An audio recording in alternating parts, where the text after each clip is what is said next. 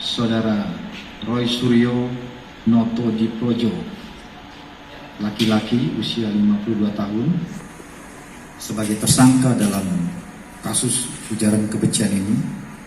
Mulai malam ini dilakukan penahanan.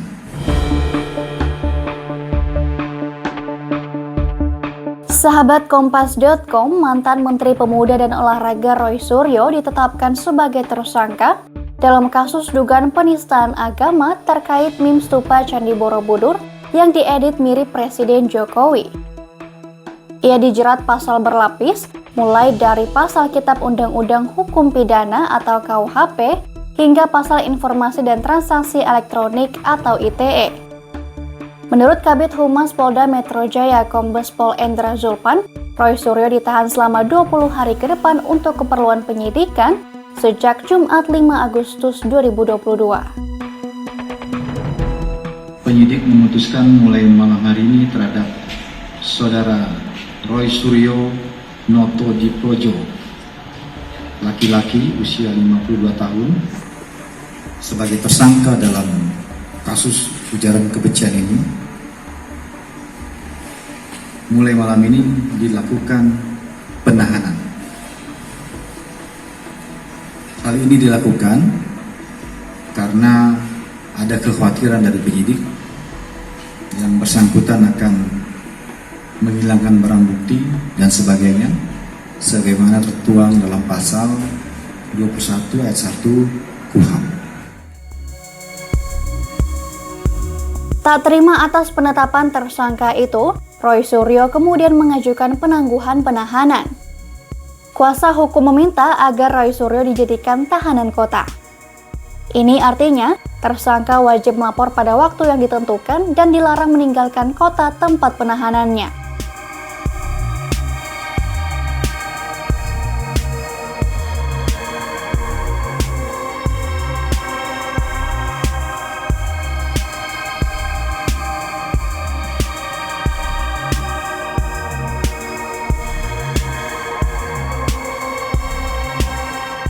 Selain menahan Roy Suryo, penyidik juga menyita akun Twitter pribadi dan ponsel.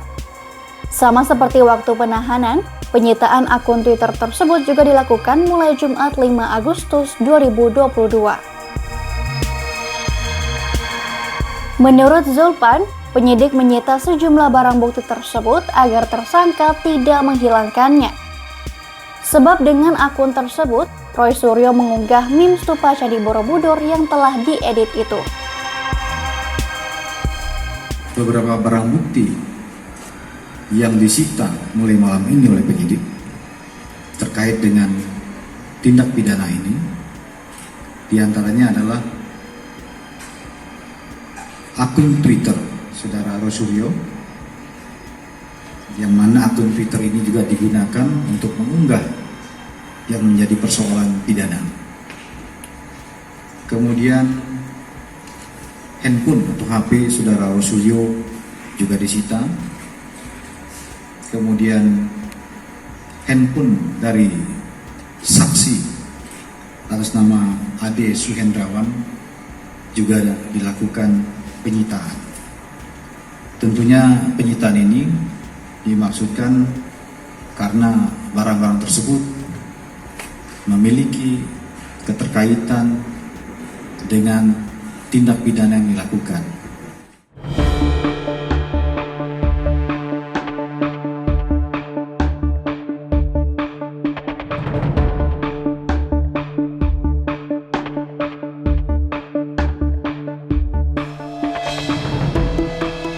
Sebelum ditetapkan sebagai tersangka, Roy Suryo sebelumnya sempat mengklarifikasi permasalahan ini ke publik. Dalam klarifikasinya, Roy mengaku bukanlah pihak yang mengedit meme seperti yang masyarakat kira. Ia mengatakan bahwa gambar yang dipermasalahkan tersebut merupakan lampiran dari tweet yang dikirimkan netizen yang mengikutinya di Twitter. Tak hanya itu, Roy Suryo juga sempat melaporkan pengunggah pertama meme itu ke Polda Metro Jaya. Namun laporan yang dilayangkan Roy Suryo itu tidak dapat diproses lantaran polisi menilai laporan itu tidak memenuhi unsur pidana.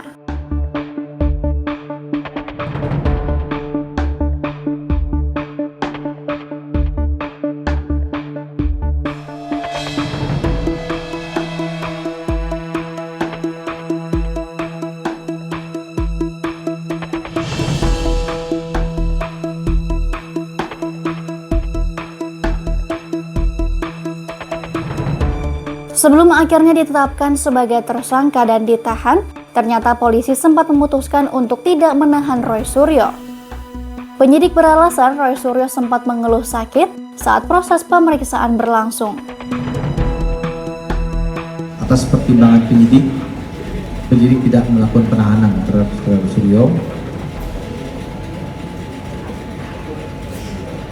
Ya, jadi tidak dianggap perlu untuk dilakukan penahanan saat ini. Ini atas dasar pertimbangan penyidik. Namun beberapa hari setelah pemeriksaan dan mengaku sakit, Roy Suryo justru mengikuti kegiatan touring mobil.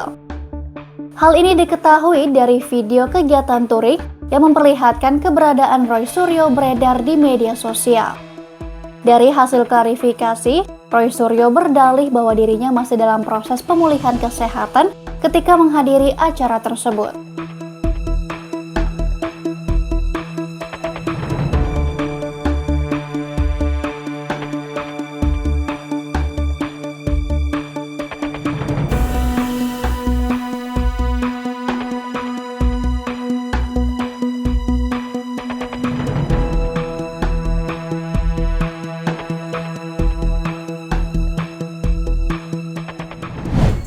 Demikian news update, simak terus informasi terupdate lainnya hanya di kompas.com.